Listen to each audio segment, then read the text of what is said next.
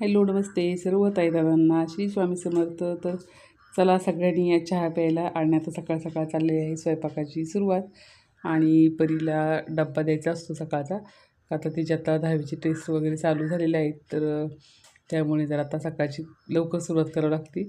आणि सकाळची सुरुवात परीनीच केलेली आहे. आणि त्यानंतर तिचा डबा वगैरे झाला तर परीचे पप्पा देवपूजा करत होते, गुरुवार होता. आणि स्वामींची पूजा वगैरे तोपर्यंत मी स्वामीचा जो फोटो आहे त्या फोटोसाठी मी हार बनवत होते. तर म्हटलं त्यांना थोडीशी मदत होईल आणि बाहेर जायचं होतं.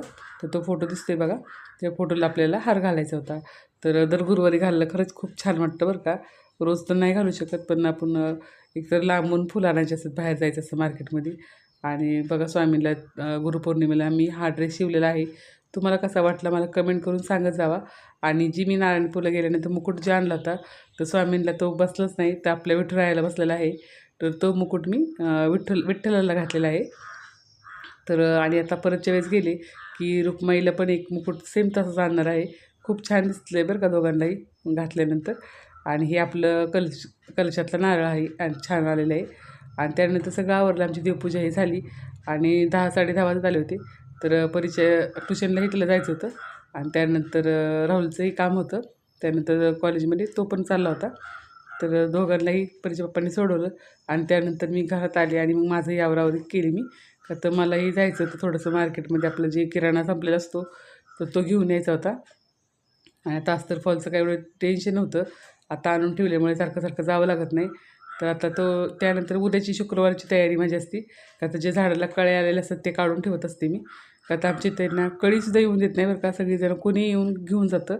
तर मग मला दिसलं तर मी लगेच कळी काढून ठेवत असते आणि पाण्यात ठेवत नाही बरं का.